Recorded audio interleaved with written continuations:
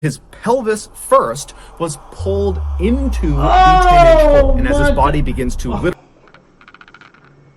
Bro, can you imagine? Yo, can you imagine going through that, bro? Like, oh my God, dog. Your body just getting pulled. There's nothing you can do.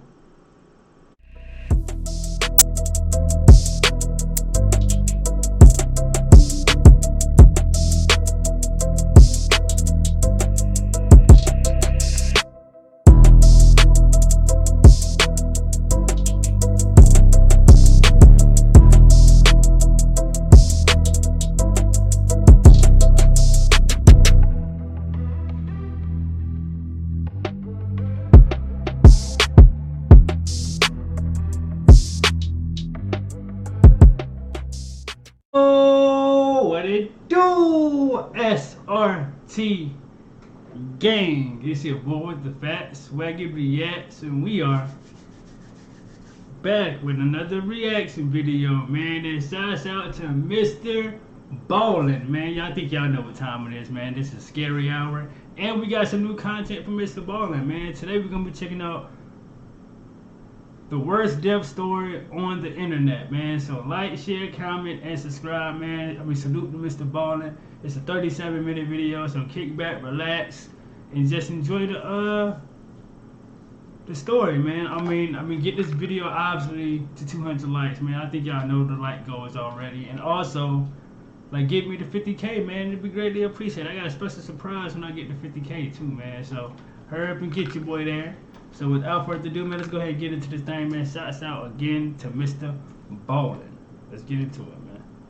Today, we're going to look at 3 places you can't go and people who went there anyways. But before we get into today's stories, if you're a fan of the strange, dark, and mysterious delivered in story format, then you've come to the right place, because that's all we do, and we upload once or twice every week. So if that's of interest to you, please offer to do the like button's eyeliner, but use a wide tip black Sharpie. Also, please subscribe to our channel and turn on all notifications so you don't miss any of our weekly uploads. All right, let's get into today's stories. Let's go.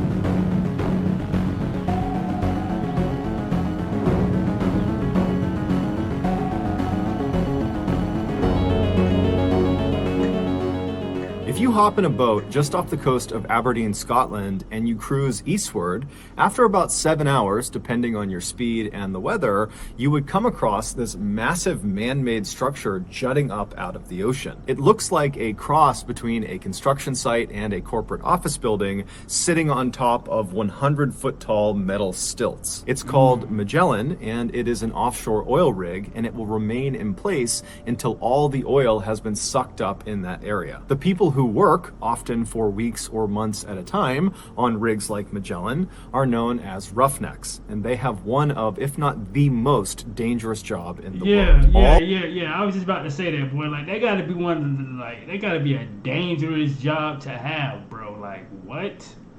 Whoa. Roughnecks, and they have one of, if not the most dangerous job in the world. All exterior surfaces on these offshore rigs are always slick, either with water or oil, and so there is a constant risk of falling, sometimes hundreds of feet. If you're up on a higher platform, you could fall to a lower platform, which could be fatal, or you could fall clean off the rig all the way to the ocean 100+ feet below. If you add in some bad windy weather, the risk of falling increases tenfold. Also, the crude oil that these roughnecks are drilling for is highly combustible, and so fires are a huge concern as well. And if that wasn't risky enough, there's also this phenomenon known as a blowout, where basically the oil well that the drill is actually drilling into will just explode. Now, all rigs have some sort of mitigating equipment to— Hold on, so that can happen at like any time type joint, bro? See, nah, hell nah. Like, this is a way too difficult, dangerous job. That, and like I say, like, coal mining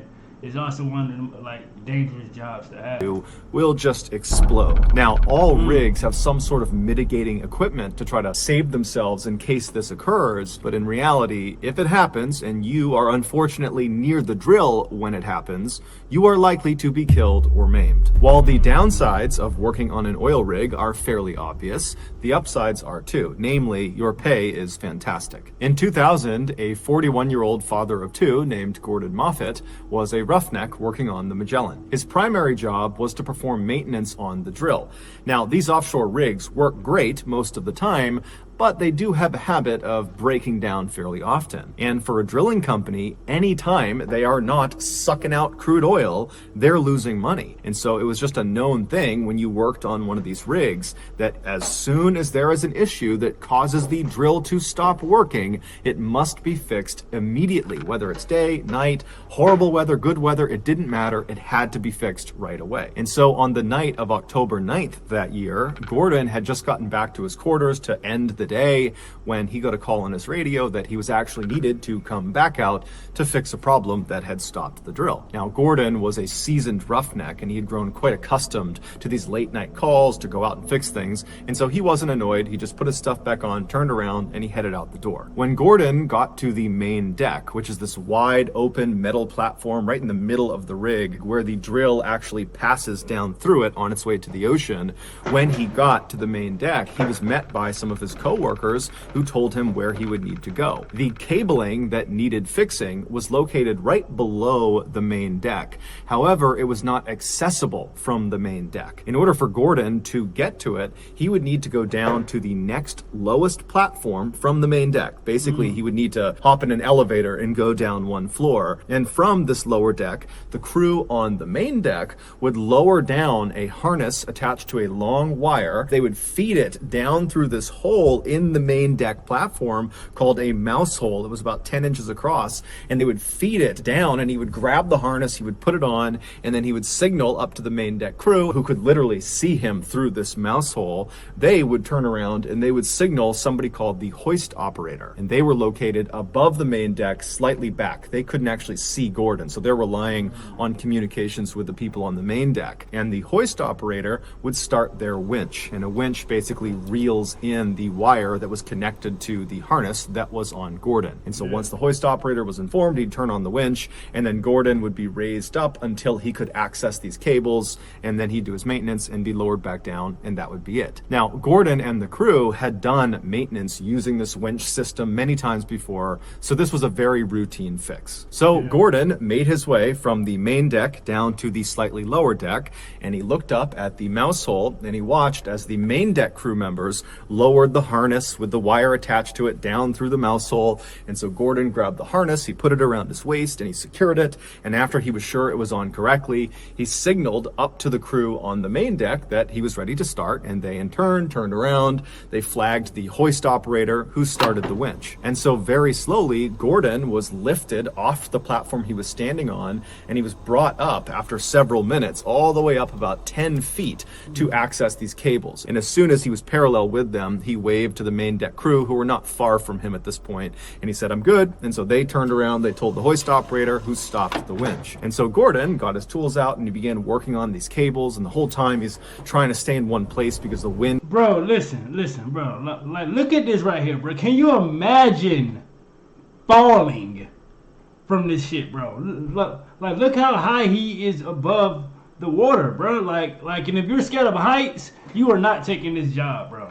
Like, this is crazy right here, dog. Like, nah.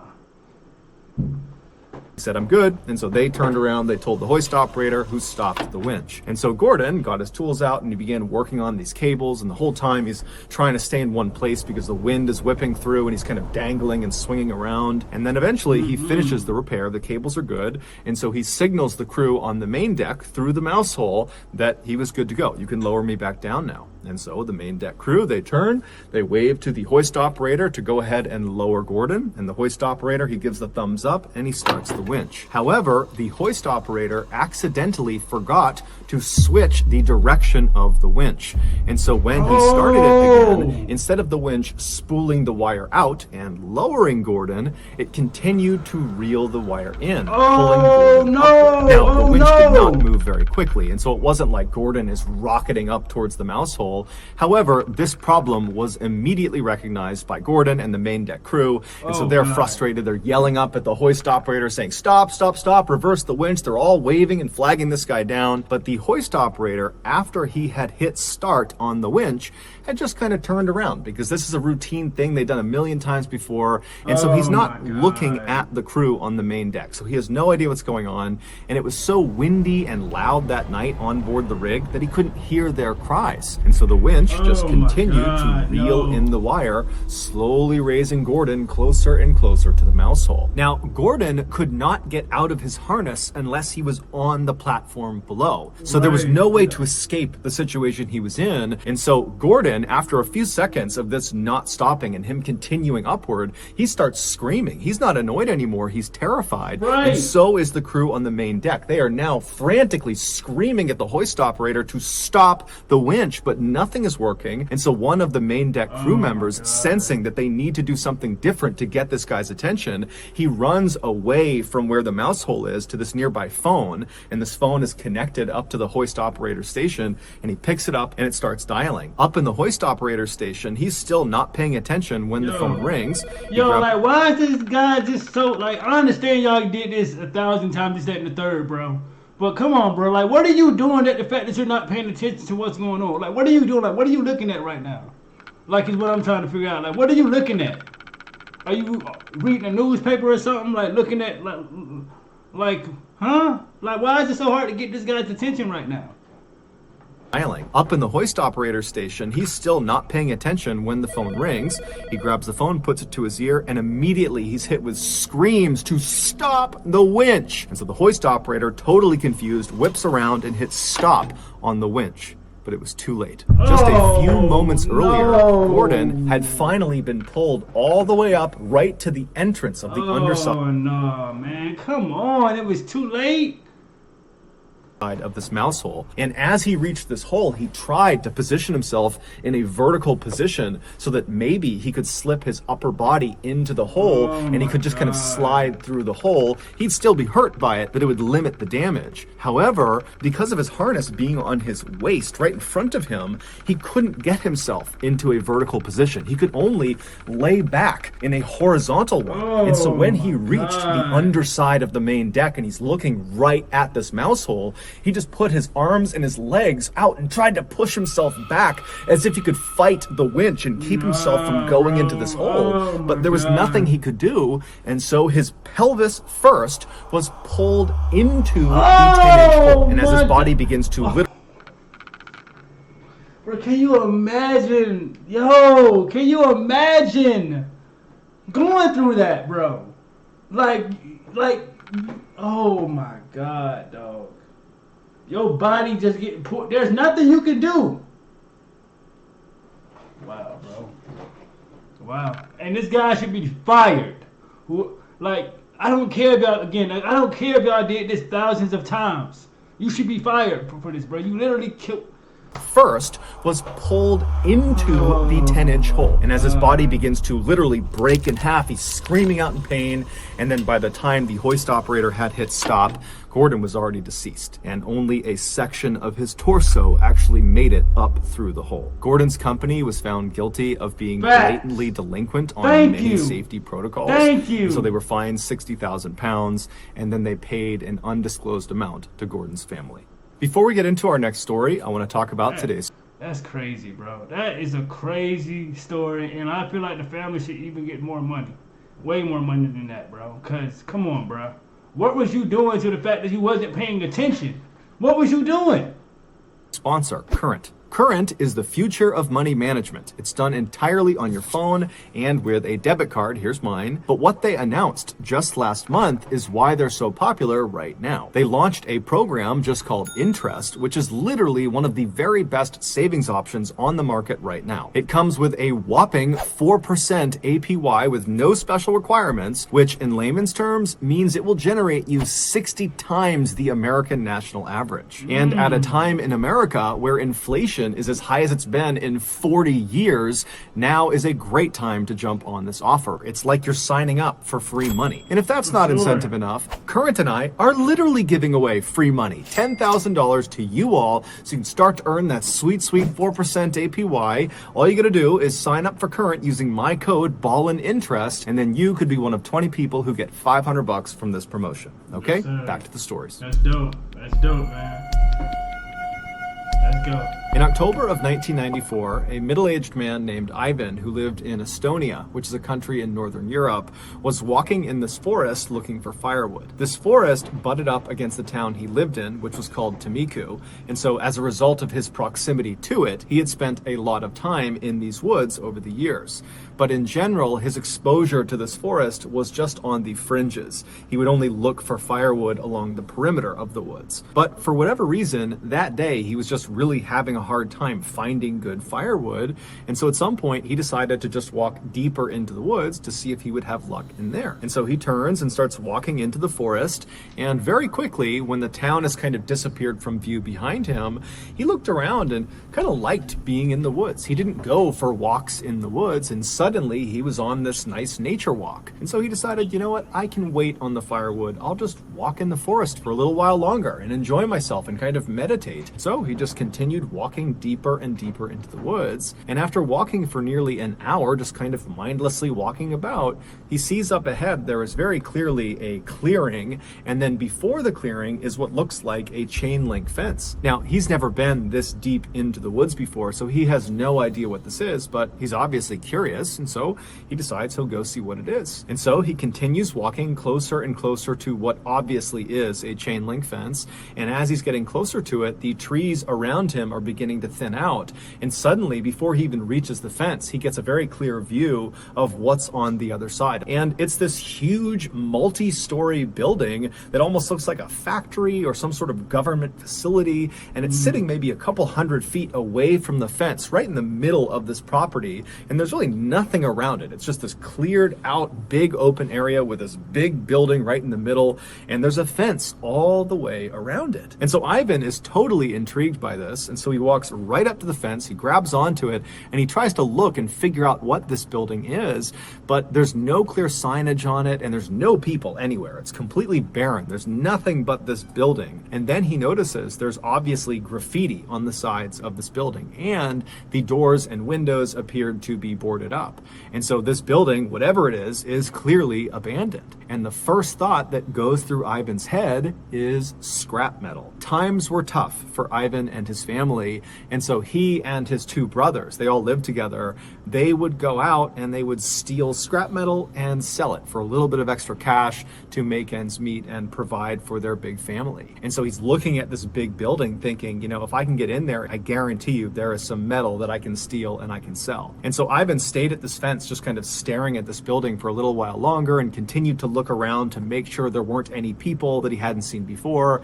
And after feeling satisfied that this really was a totally abandoned building, he turned around and began hustling back towards town. And when he finally made it to town, making sure to grab some firewood along the way, he rounded up his two brothers and he told them about this find in the forest. And they all very excitedly agreed that that night they would go right back out there and they would go inside the building and see what they could find. And so around 9 p.m. that night, the brothers met up and they had flashlights and a set of bolt cutters, and they headed into the nearby forest and they marched their way all the way up to this fence that Ivan had found earlier in the day. And here they go investigate some shit in the dark. Into the nearby forest, and they marched their way all the way up to this fence that Ivan had found earlier in the day, and they lifted their flashlights up and they scanned through the fence all over the property. And when they didn't see anyone, they put their flashlights down, and one by one they climbed up and over this fence. And then once they were all on the other side, they began making their way up to this huge building sitting in the middle of the property. And when they got up to this building, they confirmed it definitely looked like it was abandoned, except all of the doors and windows were sealed in such a way that even with bolt cutters, there was just no way to pry them open. They were not going to get inside this building. And so after a little while of still trying to kind of smash their way into this building, the brothers all linked up and they decided, you know what, we're not getting in, and the longer we stay here, the better the chances are that we get caught. And so let's just head back. And so feeling totally dejected, they turn and they start walking back towards the fence they hopped in on. And as they're walking along, they're kind of shining their lights left and right and looking around. And off to the far right side of the property, there is this small shack that they had not noticed on their way in. And so the brothers look at each other and they're like, hey, we're already on this side. It's a small shack, and how much y'all want to bet it's a dead body or something crazy that's not supposed to be in there that's in there? How much y'all want to bet? Write it in the comment section. Had not noticed on their way in. And so the brothers look at each other and they're like, hey, we're already on this side of the fence. We might as well go check it out and see what's inside of it. Maybe there's scrap metal in there. Yeah, and so the brothers turn and start making their way over to the shed. And when they get there, they discover it's only secured with a simple padlock on a wooden door. And so they get their bolt cutters, they pop off the lock, they open up the door, and there's initially nothing inside. At least that's what they think. But they move something on the ground and it reveals this stairwell that leads into this underground bunker. And now it's the middle of the night on this abandoned property they've snuck into. And so there's some apprehension, but they shine their lights down the steps and they didn't see any immediate hazards. And they're thinking, you know what? This is an adventure. Let's go down and see what's down there. And so they all went down the steps. And when they got down to the bottom, they turned the corner and they shined their light to see what's down here. And what was down there was this huge cellar that was full of scrap metal. There was metal all over the ground. Boy, I thought they was about to say bodies. And then there were also these shelves that went as far back as their lights could shine. And on the lower shelves, there were these weird square metal boxes that almost looked like briefcases. And then above those, on the top shelf, were 55-gallon aluminum drums. And in the brothers' experience, these drums were very, very valuable. Except they needed to make sure they weren't full of some liquid, because if they're full, they weigh like 500 pounds, and there's no way they'd be able to get them out. And then trying to open them up and spill whatever's inside of them is hazardous for a lot of reasons. And so they walked over to the first 55-gallon drum they saw, and they pushed it to see if it was empty. And the drum immediately rocked back and forth, echoing inside, indicating that it was empty. This was a huge, huge win. And so the brothers are totally amazed. They grab this first drum, they pull it off the shelf, and they wheel it over to the base of the steps. And then they go back to get another drum off the shelf, and they reach up, they grab another empty drum, and as they're pulling it off, it dislodges another 55-gallon drum that was nearby that was full of some liquid. So it weighed 500 pounds, and it comes crashing off the shelf and it lands on Ivan's leg, pinning him to the ground. And immediately the two other brothers pulled the drum off of Ivan, but it was obvious there had been significant damage done to his leg. Ivan couldn't even stand up anymore. And so the brothers are looking around thinking, man, this is an amazing haul, but if Ivan can't even walk, I mean, it's going to be a nightmare trying to haul this metal back while also supporting Ivan. And so they decided they would leave now and they would wait for Ivan to heal up, and then they would come back and they would collect their amazing haul. And so the brothers, they reached down and they picked up whatever pieces of metal they could to just kind of stuff in their pockets. And then the two brothers supported Ivan and carried him up the stairs. And then they very slowly walked their way over to the fence. And then somehow the three of them got up and over the fence. And then very slowly they made their way all the way through the forest back to Tamiku. And when they got there, the two brothers helped Ivan get into his house and they put him in his bed. And then Ivan went to sleep. The next morning when Ivan got up, he was expecting to feel better, but in fact his leg felt exponentially worse. Like, why didn't they go to the hospital? Hold on, like, why didn't they go to the hospital? Like it took him home, did that and the third, like... He was expecting... Like, am I missing something? To feel better, but in fact his leg felt exponentially worse. And then over the course of the next 72 hours, Ivan still believed if he just gutted it out and he waited, his leg would get better, but it just got worse and worse and worse. And so 4 days after this leg injury, Ivan was in so much pain he couldn't do anything. And so he finally decided he had to go to the hospital. And so when he gets to the hospital... I mean, but why didn't you go there in the first place is what I'm trying to say. If you just realize a 500-pound whatever just had landed on your leg and you know it's damaged, you can't even walk, so obviously go to the hospital, bro. The doctor asks Ivan, what happened to your leg? And Ivan would tell him that, I was in the woods and a tree fell on my leg, because he didn't want to admit to trying to steal scrap metal. And so the doctors, they accepted this. It seemed totally reasonable based on what his injury looked like. And so they admitted him to the hospital. They put him in his hospital room. And right away, the doctors and nurses began administering all the treatments and things they would do for a crush injury. But it seemed like nothing was working. Over the course of the next several days, Ivan complained endlessly of the pain in his leg getting worse and worse and worse, and swelling was going up, and overall Ivan's health just continued to deteriorate over his stay in the hospital. And then a week after... so what was really... Okay, so if all this is happening, like you said it probably fell in... Did it spill on him, or... Damn. Being admitted to the hospital, so roughly 10 or 11 days after he was hurt, the doctors walked into his room and he was dead. His kidneys had just abruptly failed. And the doctors and nurses had absolutely no idea why. And so they told the family, we don't know what happened to him. And so the family just had to collect Ivan's body, and then they had a funeral for him. But they're all thinking to themselves, like, what do you mean, like, y'all don't know what happened to him? What? Like, he did what? Nah, bro. Nah, bro. Family just had to collect Ivan's body, and then they had a funeral for him. They're all thinking to themselves, how could this have happened? He hurt his leg, and then his kidneys failed? It didn't make any sense. But before they could get any clarity on that, they were dealt another tragedy. The beloved family dog just kind of abruptly died. It was young, it was healthy, and so just like Ivan, it was like this totally unexpected death.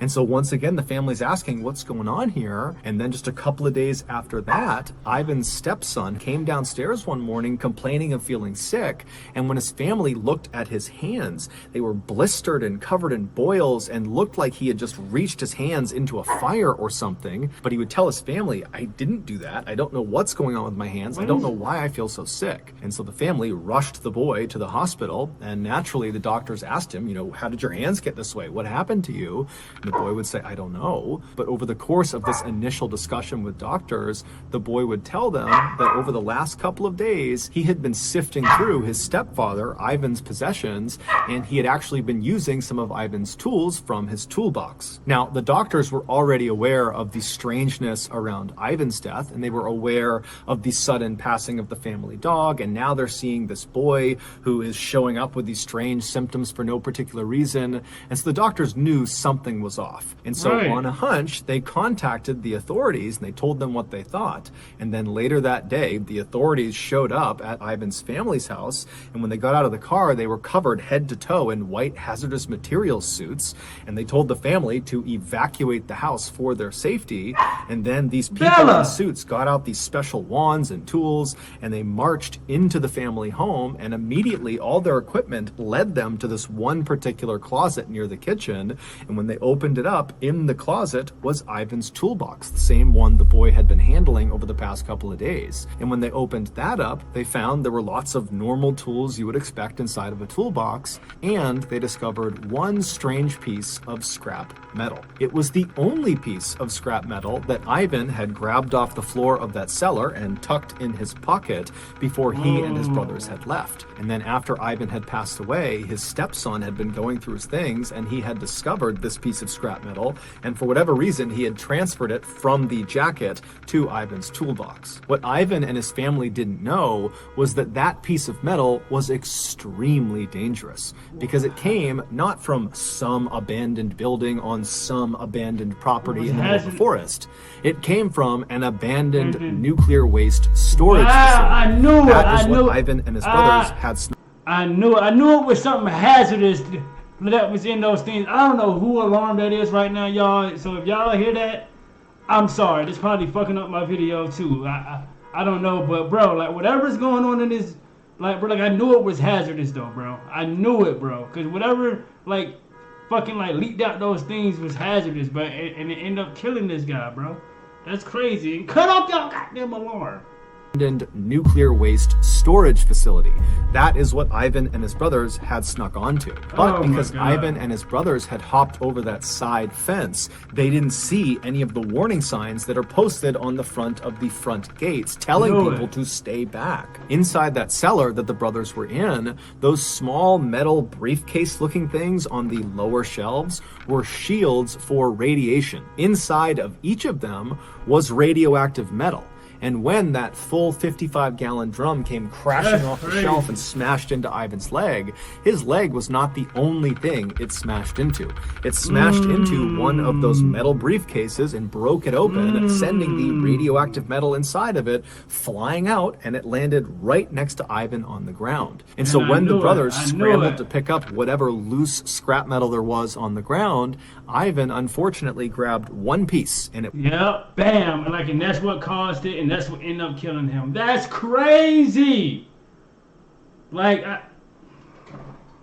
Scrap metal there was on the ground, Ivan unfortunately grabbed one piece, and it was the radioactive one. By the time Ivan finally got back to his house, he was actually already dead. He just didn't know it yet. That piece of metal had been inside of his jacket pocket, and it had been pressed against his body long enough that he had been dealt a fatal dose of radiation. There was nothing anybody could have done, even if they knew what had happened to him. As for the dog, it used to sleep on Ivan's jacket, and it did so when this piece of scrap metal was inside of it, and so it too died of radiation poisoning. As for Ivan's stepson, the reason his hands have been so badly burned and why he'd become so sick, that was just from his brief exchange of touching the piece of scrap metal and then putting it in Ivan's toolbox. That alone had done that much damage to him. When the doctors considered the strangeness of Ivan's death, the dog's death, and now this boy's symptoms, they did suspect radiation poisoning, and so that was how the authorities were able to get to their house and very quickly locate that toolbox. Amazingly, Ivan's stepson and the rest of Ivan's family, including his two brothers, would make full recoveries. However, several months after this event, and after authorities had come in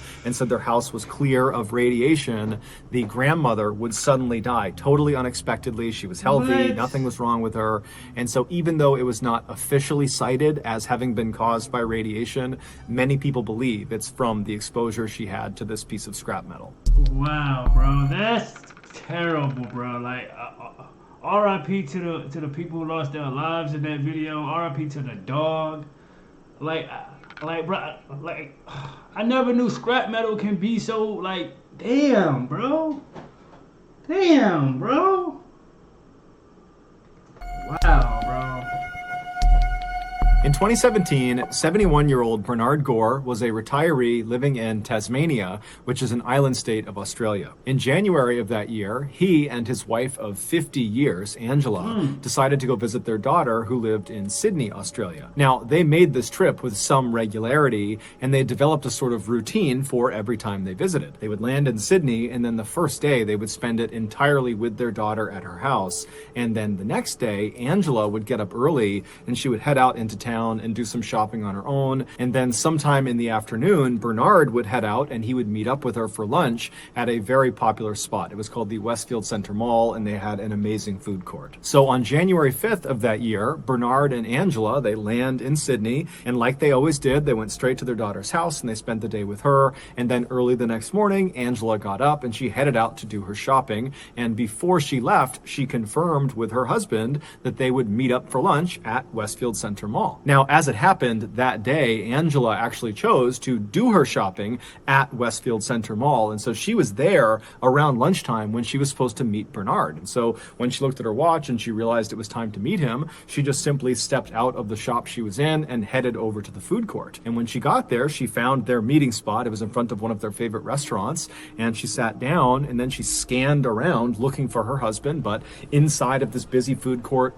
she couldn't see him. And so she looked at her watch again and she realized she was a couple of minutes early. And so she grabbed a menu and she began looking for what she was going to order while she waited for him to show up. But 15 minutes would go by and Bernard would not show up. And so now he was late.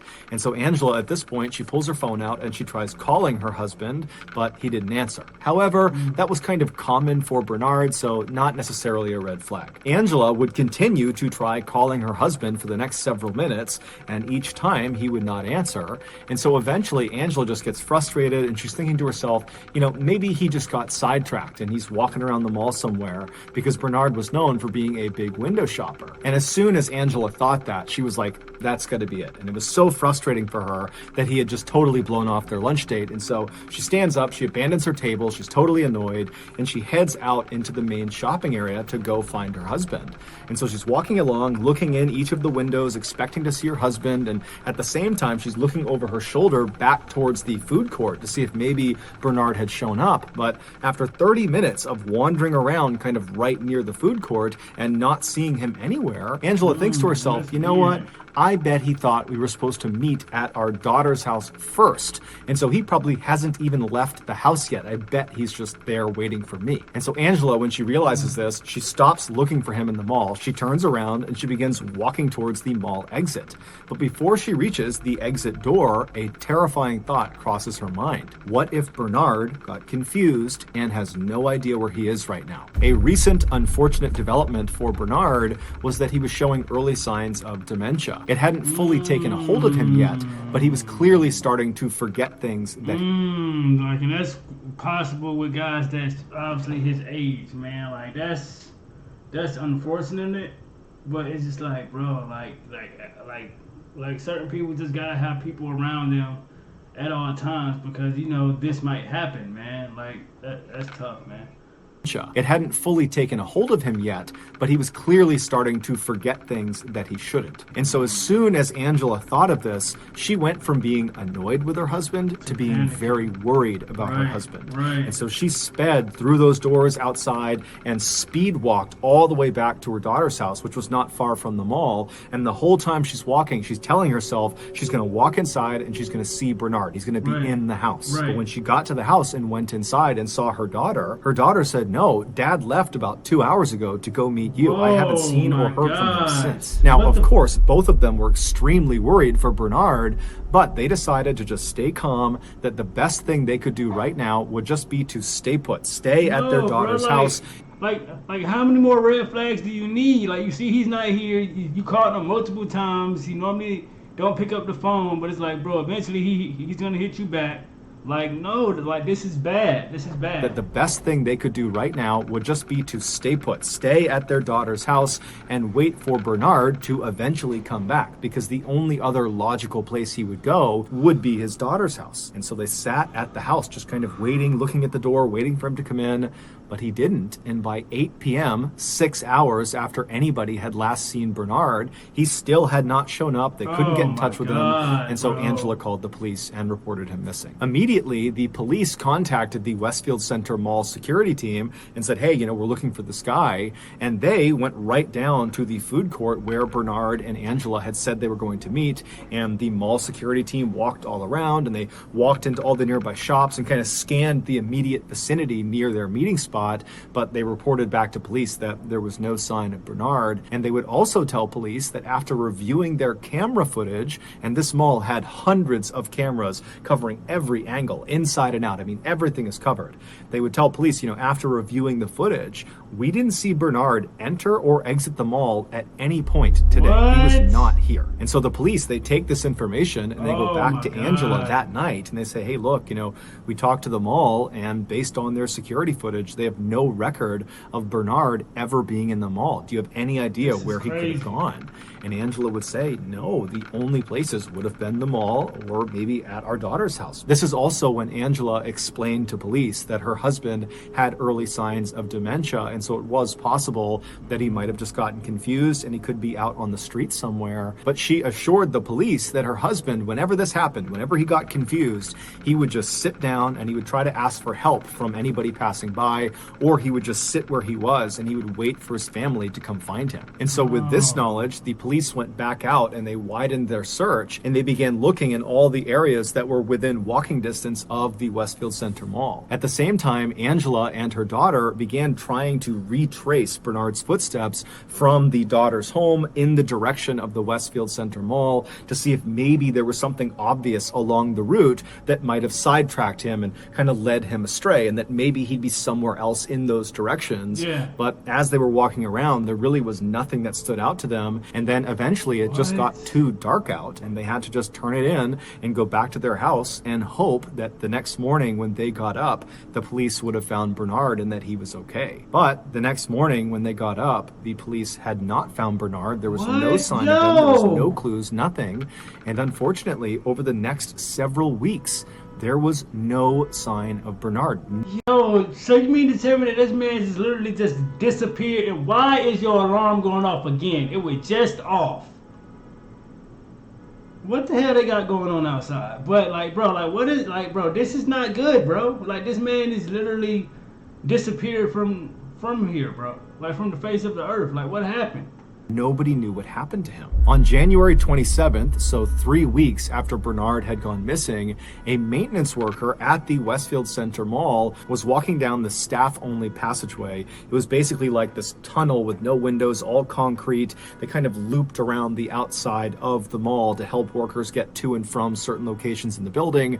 He's walking down this passageway when he looks down this one hallway that was very rarely used, and he sees at the end of it, barely lit up from the lights inside, there looks to be some equipment kind of propped up against the wall. And he's thinking to himself, there's no reason someone would leave their equipment at the end of this very rarely used hallway. It didn't make any sense. And so he decided to walk down and see whose equipment it was. And so he's making his way down and he's getting closer and closer and he still can't quite figure out what it is. The lighting's not great, but when he gets close enough to see what it is, he stops where he is, he turns around and he runs back down the hallway. He finds the nearest exit.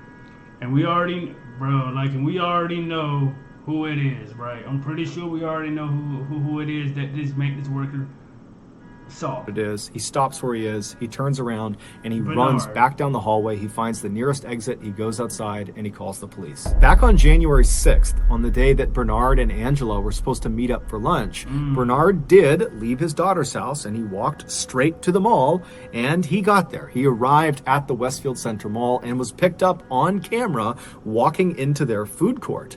But the staff at the mall who reviewed the footage for police, they only looked at a handful of cameras. There's hundreds of cameras. They only looked at a couple, and so they missed this crucial footage of Bernard. And what the footage would have shown them was Bernard making his way into the food court ahead of Angela. Angela's nowhere to be found. And Bernard, instead of sitting down at their meeting spot in front of this restaurant, Bernard suddenly looks like he's confused, and he turns and he walks to this emergency exit door. He presses it in, he steps inside, and the door shuts behind him. Now, the Westfield Center Mall is not your average mall. It is massive. There are 6 floors to it, nearly 300 shops and restaurants. That's but what truly bro, like, that's a mall? That's crazy. makes it massive is something that the public doesn't usually see. And that is behind staff-only doors and emergency exit doors like the one Bernard had just gone through are nearly 8 miles of windowless concrete narrow stairwells and tunnels that loop all around the outside of the building. And once Bernard had gone through that emergency exit door and that door had shut and locked behind him, the only way for him to return to the food court and meet his wife would be if he completely exited the mall and looped all the way back around. But in order to exit the mall from where he just entered, he would need to go to a very specific exterior fire exit door that was several floors below him, and to get to it required following this very confusing signage on the walls. And so if you did it correctly, you would basically go down the hallway, find this particular stairwell, you'd go down a couple of levels, and then at some point, without really any signage, you would get to the appropriate floor and you'd go down the hallway into this maze of more hallways, and then finally you'd reach this kind of nondescript exit door, and that would be your exit. Finding your way from where Bernard entered all the way to the exit of the mall would be challenging for someone thinking clearly, and clearly Bernard was not. Bernard was confused and likely really didn't understand where he was or what he was doing or why he was there, and so he did not follow these directions. Instead, he just began wandering wandering down the hallway, and he would have immediately passed the one stairwell that would have very circuitously brought him down but out of the building. He passed that stairwell and he just kept on walking, and eventually he walked into this staff only area, which was even more confusing because there was no signs telling him where to go, and virtually every door he encountered would have been locked. And so as Bernard wandered through this concrete maze and got more and more mixed up and confused, he most likely began yelling out for help. But his sound could not have penetrated the walls, which means the only people who could have heard his cries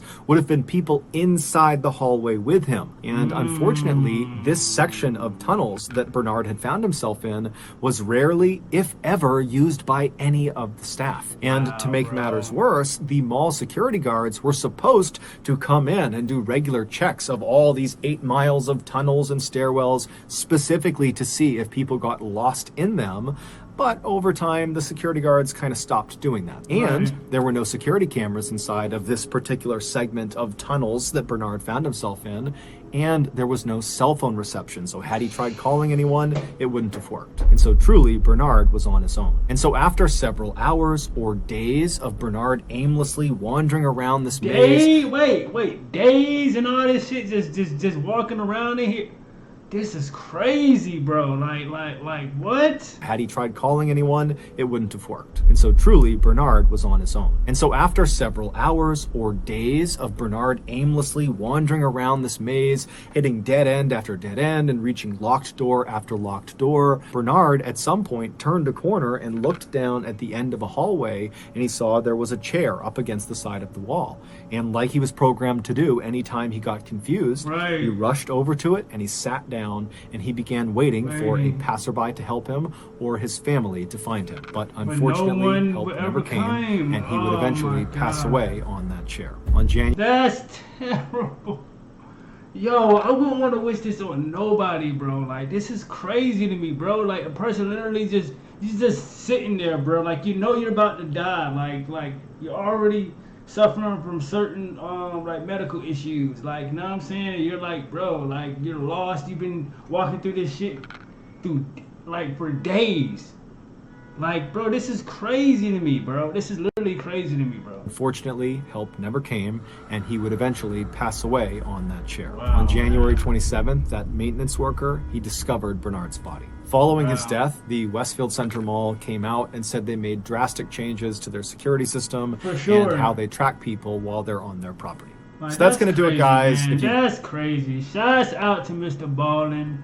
Like, this was another crazy story as expected. Like, he never disappoints us, bro.